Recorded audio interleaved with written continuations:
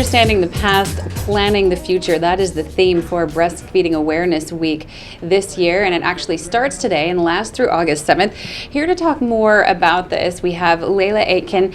She is a mother who breastfed. She's also a pediatric nurse. We also have Marion Slater, who is a midwife, a mother, and a grandmother, and is here at Georgetown Hospital.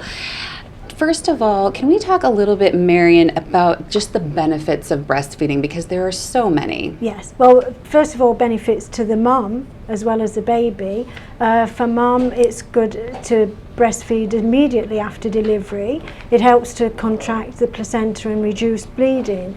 In a hospital situation, that might not be thought of as very important, but when you're looking globally, where hospital care is not available, that's sometimes the only thing midwives have to stop bleeding, things like that. Also, for baby, that initial contact is very important. It establishes the breastfeeding. It's like a little computer chip in the brain, and that first feed is the most important one. Obviously, it helps baby. It's got all the antibodies, all the nutrition, everything that baby will need for the first few months of life.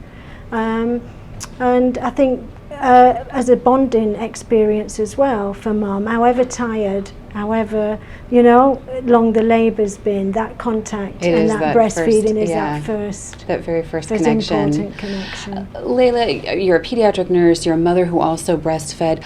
I mean, why do you see this as being so important? And are you surprised by I just learned this global stat that globally less than 40% of infants are exclusively breastfed up to 6 months. That surprises me a little bit. That does surprise me because I would have expected it to be higher. But why I breastfed was because it's natural. My mother did it. I was breastfed and my grandmother breastfed my mother. So that's the reason that I breastfed, and also because it's natural. And also, I think it's like Marion said, it's the bonding, it's holding her and just knowing I'm actually feeding my baby. It was just such an emotional experience. It was fantastic. It was amazing. Now, even though it is natural, sometimes it can be a little bit difficult, right? Yes. It's not easy for everyone. Sometimes the baby doesn't know what they're doing. Sometimes the mom struggles. Yeah. So, why do you want to encourage people to sort of stick to it, keep trying, and there's so much support available as well, right? Yeah. Well, there is, and it's not just from hospital. There's a breastfeeding support group that's made up of mums.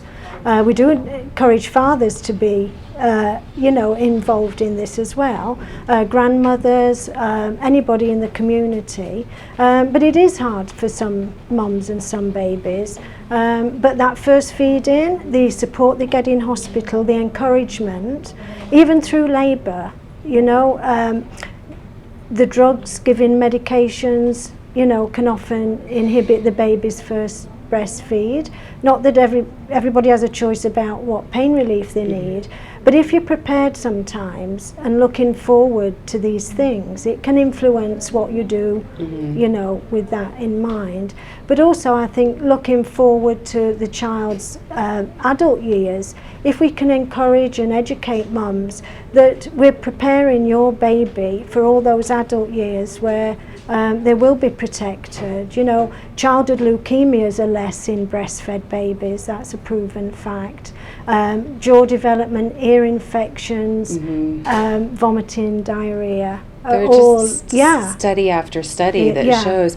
Layla, as well, for people who maybe have premature babies and they're not able to have that initial connection, why is it important to go ahead and express the milk for that child to get that breast milk?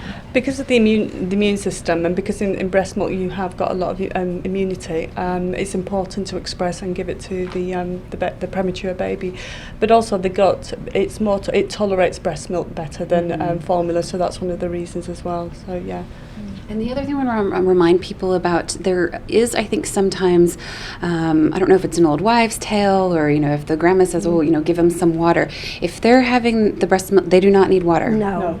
Everything is in the breast milk that a baby would need. And I think even going back to when we had Hurricane Ivan, for anybody that was here, when we didn't have facilities to make bottles, we didn't have electricity, no clean water for a few days, everybody in the hospital, in the maternity ward, breastfed. There were no problems, because it was a need that had to be met. And I think just recently when we had a power outage, I spoke to a couple of mums Wednesday at must home. have been, interesting. Then they said, oh, I just had to get on with it and breastfeed. So sometimes when you know that is what you've got to do, we're our own worst enemy sometimes. We don't believe in ourselves that we can breastfeed successfully. As we say, we're looking at World Breastfeeding Week globally, you know. And we're lucky, we've got nice facilities, you know, and some countries don't. So really we should do better if we can. I agree. You know? It is, it's a global movement, which is a good thing. I breastfed my first child, and as you said, the benefits are just numerous. That there are so many things from the connection that you have with your child to just knowing that you're doing what's best for their health as well. Now, there's going to be information at the Cayman Islands Hospital in the foyer starting today all the way through August 7th. Throughout the month, they're going to be giving away some lovely gift items to people.